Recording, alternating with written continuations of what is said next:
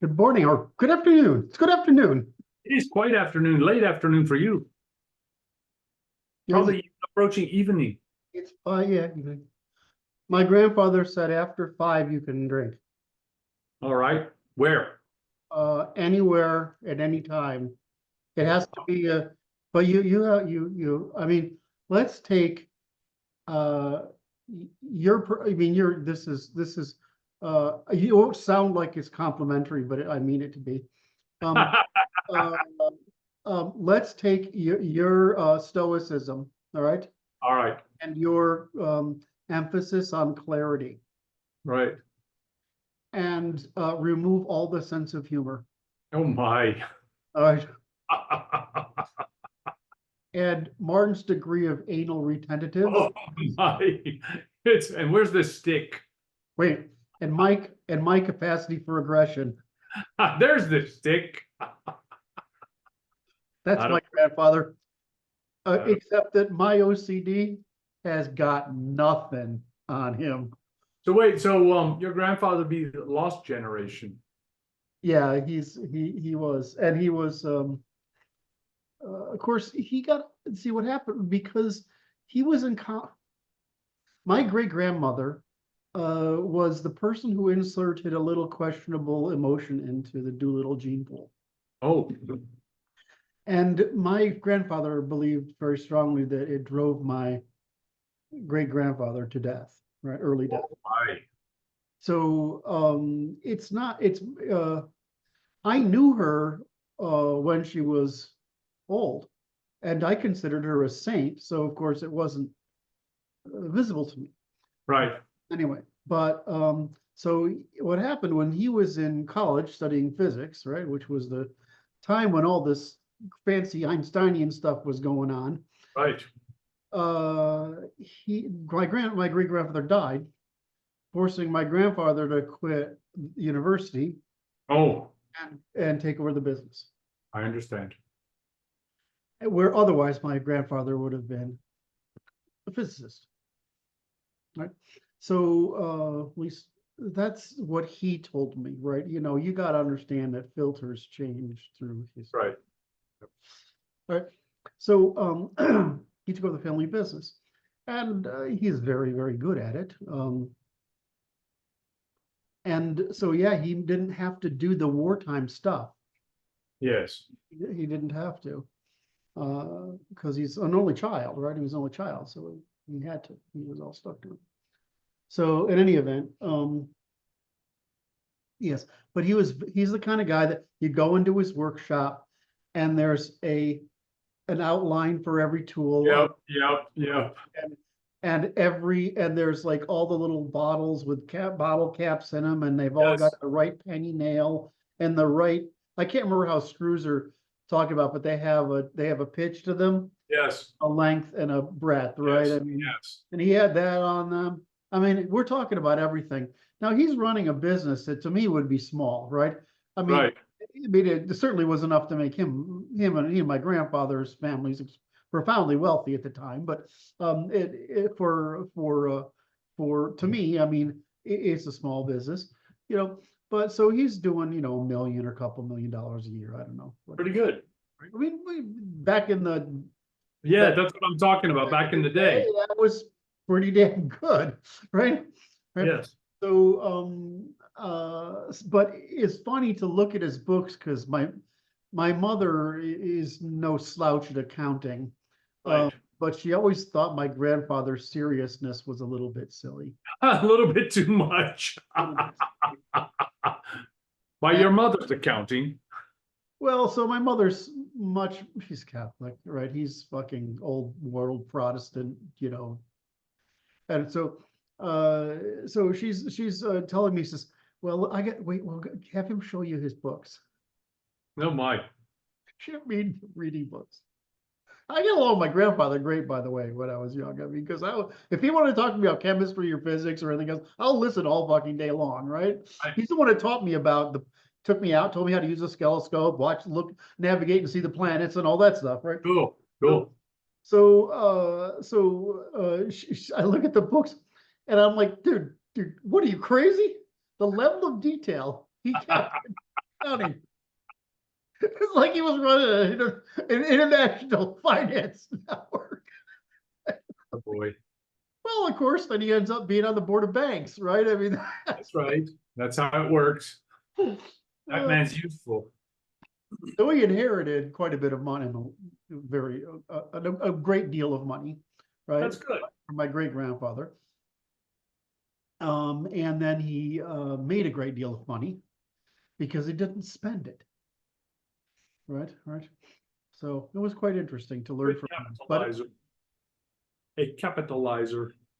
yeah, I learned a lot from him. My regret is that I live so far away that that's the influence I needed. He's the Yes. influence I needed to not take an extra decade or two to become what I wanted to until I was natural for me intellectually. But anyway, I got on that track for some reason. I was thinking about you, the path between you and my grandfather and all this. For some reason, I don't know why the hell I got there. That pleases me to no end. I enjoyed that little side diversion, and I hope the audience did too. You know, my best friends are all like you, right? In my life, they're all like you. Right? They're all more serious than me. Oh More, my. right? But I find your logical stoicism like mentally and emotionally peaceful. You're kind Just calming. It's just very so. great. I find normal people really disturbing, unpredictable, Oh, sensitive. I will give you a little story from today because today was much better than Friday was. Okay. Friday was disturbing enough that I'm ready to walk away and go buy some unland and I do remember that conversation. awesome.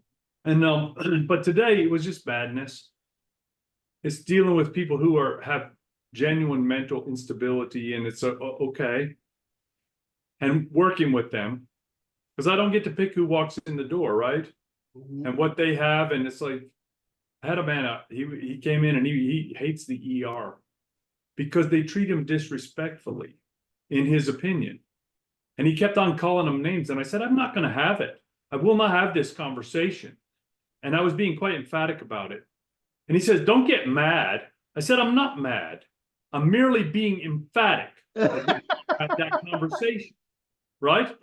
I am providing emphasis to that fact so you understand me. Well, he wanted me to understand him. So I did.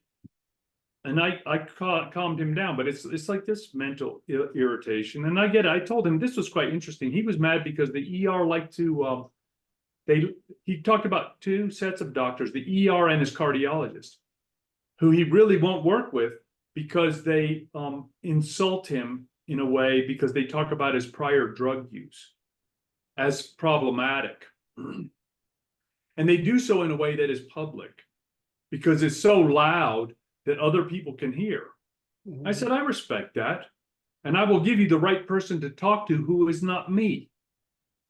And I called the right people up and have them reach out to him. And he was satisfied by this result.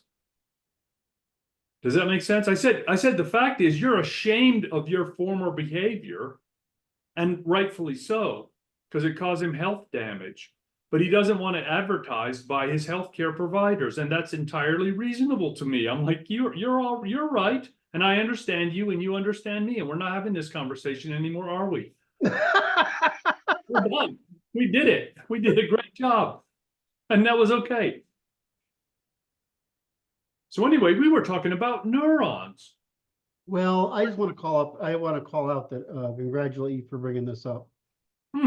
And for the audience, I had a very central concern in mind when starting the narrative on embodiment, which is I want to make sure people understand that how the information is organized into what we call perception.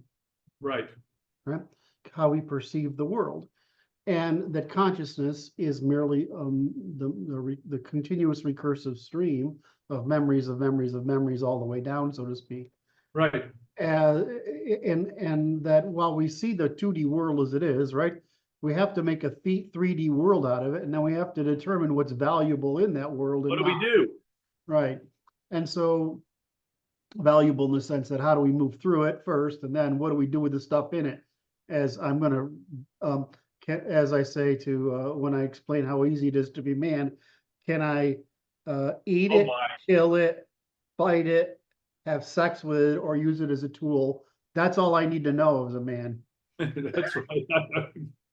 That simple, one-handed. It's a one-handed difficulty of being a man. So I've been telling that story for years and I get a laugh almost every time I tell the story, but because it's true. Or the tool is like, use it to do one of the previous, right? I mean, that's Right, it's right, to amplify the other four. so anyway, That's the thumb's job, the tool. yeah, exactly. So actually that's brilliant. I gotta use that. The four causes of the opposable thumb to make them work. All right, that's beautiful. The thumb is the Right. essential part. Yes. All right. So anyway, the point was is that I had a very strong concern because what I'm really trying to do is show that it's the physicality, in other words, the materialism of the information that's processed, and how it's not particularly surprising that, and it's almost what's unnerving is the grandness of the scale, but the simplicity of what's actually happening. Right. I mean, that's Right. great. Right. It's just wow. So I was worried about conscious experience because I'm trying to eliminate the falsehoods about consciousness. And then at the same time, I'm trying to show with embodiment that humans being marginally indifferent. I mean, we're not ants or molecules or elephants, right? That we use our bodies as a system of measurement. And because these measurements are largely commensurable, we can talk to each other, right? We can communicate, we can learn from each, we can imitate, sympathize and empathize with one another. That's right. And so fortunately, Brett comes along and he says, wait. With great trepidation, I will add for the audience who is now going to hit subscribe and like and the notification bell. And then they're going to leave their comments because this is brilliant. all right, so you come along and this afternoon and said, we're forgetting something. I really am trepidatious about it because I'm like, oh, I might make him more work. I'm like, yeah, well, you're making more work, but it turns out to be smart to do it. So I can't remember how you phrased it. How did you say it? You basically said we weren't dealing with the subconscious, something along those lines. Yes, it's the subconscious. We need to account for the subconscious functionality. Right, and so I didn't do that because, to me, it's like I look at it, it's one of those things where I'm always an idiot, right? Because it's obvious. Once you know the basic process, it's obvious, right? Obvious, it is. You're not. lily pads. The psychologists are going to get mad because they want that lily pad for sure. We got to talk about that lily pad. Lily pad. So but when you started talking about it, there's two functions, right, that we need to cover. One is what we call intuition, but it's actually logic, right? And which will explain everything, will explain in greater context what's going on. And then what Minsky called the society of mind. Right. So what I tried to do is say, here's a constructive method from back to front, how your brain works. And I'm trying to show that pipeline. Yes. But that overestimates that it's all happening in parallel. So I try to get, the big thing I try to get is how the hippocampus accumulates, puts all this data and makes everything coherent in time, right? But you understand, the information isn't there in the hippocampus. It's out here in the regions of the brain. That's right. So it's organizing that stuff, right? It's organizing that stuff. But all these little parts of your brain, they're like a freaking bunch of church ladies wanting attention from the pastor. In the coffee house or in the church or house. The coffee house, that's even better. Well, the coffee house is good because you're trying to listen, right? But really trying. What? I'm really trying to pick up on that conversation between those two ladies over there. That's very interesting for some reason. I don't know why. So, whereas the real truth is that that there's it's a sort of, I won't call it a democratic process, it's a competitive process. some amount of coherence occurs between both this three-dimensional projection of the world, the index we make to associate things with, and everybody out there having some sort of, it's more like they have a bias.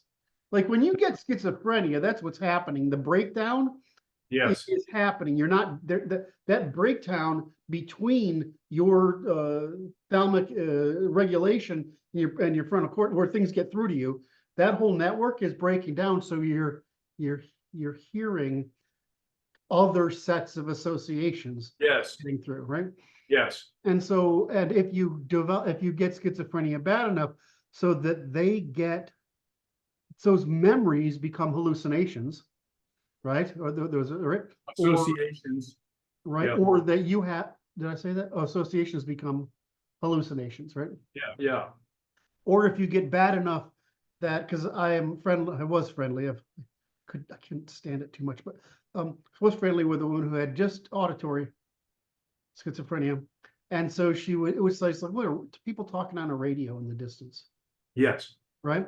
And a friend of the family's, she committed suicide back, well, a number of years, a long time ago. Yes. It was more than almost 2 decades ago. And she did so because that voice was evil. It was bad. It was telling her to do bad things, and she was afraid that if it got worse. Right? So I have a lot of respect for that family and for her. That's I can see doing that decision myself. Right? That's pretty hard to live with that. So what they're doing is they're trying to form a network that will get your attention. Yes. Right? But then you want to regulate that network up here with your prefrontal cortex so that you get the attention you Don't listen want. to those voices right there. Right. So there's a lot of I'm trying to use it's like, well, this is another time when, boy, we could go on a rat hole for about 5 hours, but we really don't need to go down that rat hole for 5 hours to make the point Brad came up with it for me to try to get it across, right? We just need to. So so instead, what happens is this society is working, and I tended to say, well, your hippocampus is organizing them and creating this the map of a coherent map of spatial and temporal relations of all these bits and pieces, and then predicting using that, creating an index, which we call a episodic memory, which then we use to predict the future constantly. Right. And so what we want, of course, is that observation, right? That understanding of the world as it is, and that prediction to basically go, like, think of it looking at a picture through a picture. Yes. Right? We have a pretty clear picture of the world as it is, and we have a sort of clear picture in the background we're seeing through it. Right? We want that to happen, but we want to control that out there. Right? So the problem is that you can lose control of that, right? And you can fail to develop enough prefrontal cortex that you can control that. And you can have enough prefrontal cortex that you can control what gets through as action, rather intentional action versus impulsive action. That's right. So what you came across with saying we need to talk about the subconscious. So I'm like, okay, we do need to talk about it, because otherwise we have given this funnel impression of the brain, which I'm trying to demonstrate as consciousness, as an overly clear process. Yes. Compared to what's really going on. The uncertainty and disclarity. Yes. We needed to discuss that and have a section to talk about it, and that will work, and it will provide a final glue for the edges. It will tack it all down. So the problem I had when we started talking about this was that, okay, because the document's written as a process, right? Yeah. As the neurological process. So I said, well, where do we put it? And so, well, it's before consciousness, certainly, right? I don't know. It's like it could go after consciousness, because it's like this. We have neglected to talk about the subconscious, right? well, but we're not gonna overcome that false, Okay, all right. that's fine. It's like that. I yield to your superior judgment, sir. So what I did is I put it, we're after all the hippocampal region organizes the information, right? Then we can go with, where do I put it? We can say, we have to define what logic is, Okay, which is just the same thing the neurons are doing. Consistency and coherence of stable relations in time. The difference is right. it's massive parallel. But then you have all these brain regions that are getting this information into and back from the hippocampus. Meanwhile, and everybody else, right? I mean, everybody in the brain is talking to everybody, and roughly. And so you get this society of mind competing for attention, right? And they're being brought together. So I felt like, okay, well, we got to get this concept of logic out as intuition. That doesn't make sense. Well, that's what we mean. It's not logic, Right. right? So sense doesn't make sense. It's just like using the sense and logic is like using the word difference between ordinary language and operational logic, right? I mean, That's right. That's right. big gulf between those two things, right? Right. So I have to cover that there. And once we got that piece there, now we say, okay, how does the society of mind function and integrate into a coherent message the same way the spatiotemporal world of feelings and senses and vision organize into it? And I thought it was great that you brought it up because I feel kind of stupid and I mean, when the minute you said it, it made sense. And I'm like, how did I overlook that? You know why? It's because I have this fucking mission, and I'm like, it's the trees, man. It's just the trees. They prevent you from seeing the forest. So many damn trees. I think it's more that I see the leaves and I forget that there are other trees around. Oh, there's a tree there. Wow.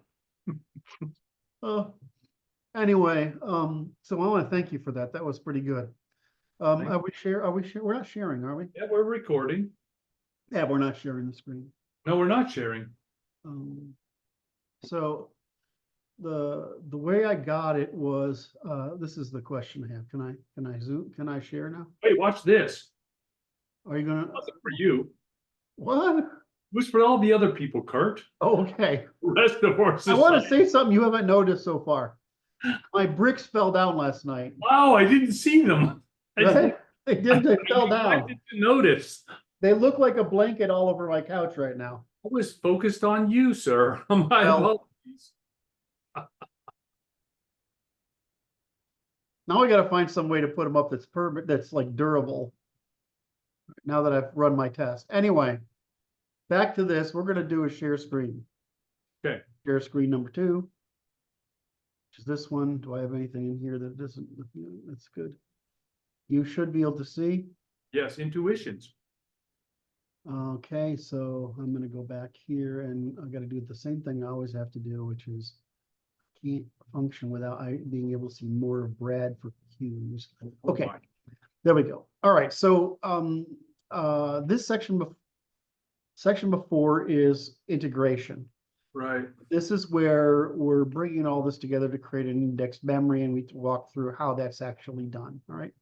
Right. Okay, so now what we've got is we've built up the neurons and the regions and the neurons and the microcolumns and the macrocolumns and the regions and the hemispheres and all this other crap. Now we said, okay, now everybody's got some information to work with, right? But I mean, and some of this is organized in space, right? Which is mostly on your right hemisphere. And some of it's like, we're really focusing on the thing itself, right? Regardless of where it is in space. But it's all, it's fuzzy like that. And now then we bring, it all comes into the hippocampus, and it all gets filtered down into, okay, these parts, these little bits are coherent and these aren't, right? So there's a competition for coherence that gets through, and that gets indexed, which is, I love this. I could talk about this subject all day. It's just amazing. Right. And put into the context of what direction your eyes are, your head is, relative to your torso, where your limbs are, if you're turning or going forward or backward, and a bunch of other things, right? So it's like you have, if all the controls you have in your video game, right? Yeah. They're being produced in your brain, which shouldn't be strange, because it turns out that if you work with the most primitive things possible to calculate, that it turns out that the video game is just doing what the brain does, which is fascinating to me. I don't know. Anyway, so we got that together. Now the thing is that we're all those parts of the brain are still doing this with a continuous stream of information, right? That's right. And so they're like, they have regions and bits and networks have interests. Yes. And so that has to now, and then we form this episodic memory index, but then the auto association process happens next. And that auto association doesn't happen, it's indexed in the hippocampus, but an audio association is cranium wide, right? So large. And so what happens is that all those things get now to get an idea, right? A lot of ideas. Right. Right. And sometimes all at the same time. All at the same time. And what happens to us now is that what's going on there, and we're beginning to come aware of the thing on your tip of your tongue, or the intuition. That's what's going on. Is there's some sort of coherence going on between all these things that's getting to the thalamus, just like the neuron gets excited enough to let a charge out or have an orgasm. You see what I did there? See, I took it in the gutter again. Every day I got to try. And so the thalamus lets it through to you, right? Right. At which point you can ignore it or discount it, right. Which it will, as the stream goes on, it'll keep upgrading new episodes for you, usually in groups, right? Right. I would go into why can we remember why can we only remember 5 or 7 numbers? Similar thing in your brain when you're imagining things. You can't really get too many things out there, right? I mean, it's really a 3, It's still very similar to your action. I'm going forward. Here's a loud one, right? And then or it could go left or right. I mean, that's pretty much how your consciousness sorts through things, right? It just might do that very quickly. So you're going down the tree into more and more, but you don't see every fucking permutation at once, because you have to focus on it a little bit to give the feedback mechanism enough energy to go back in the neural network and say, okay, yeah, we need more of this. Right. So that we get, if we take what you said and we work with this process, we can say, here's how your subconscious works. Yes. I'm sorry, I feel like it's like I look forward to it. It's like a very interesting work. And it is it finalizes the explanation of psychology.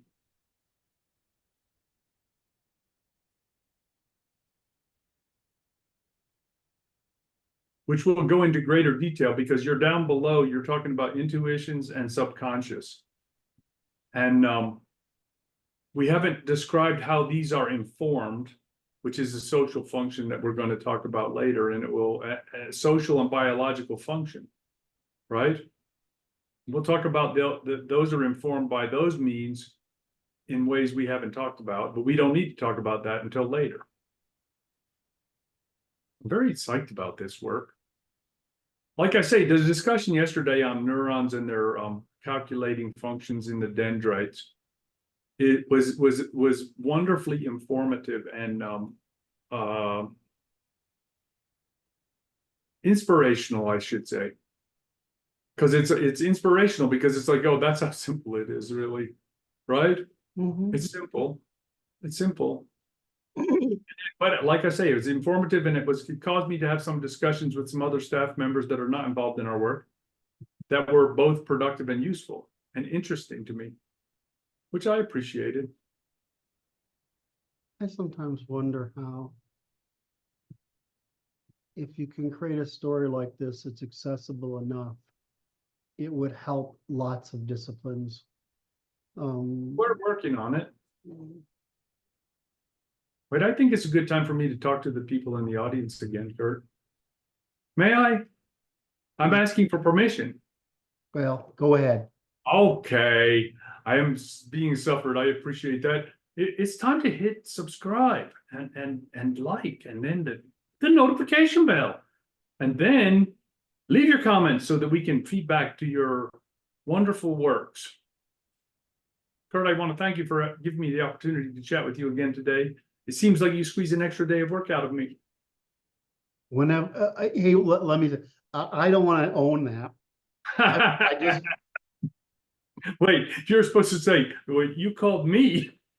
well, I did. What I didn't say, which went through my mind was, wait a minute, you called up to give me more work to do. I did. So wait a minute. I'm like, oh, because it's like opening a Pandora's box. I don't know how big the work is. I'm like, okay, I'm asking for it, so I asked for it. I want to thank you again, Kurt. Love you, brother. You have a great day. After you get done recording, watch this. He hits the secret buttons and it will stop all this. It will stop right in front of your eyes, everybody. Watch.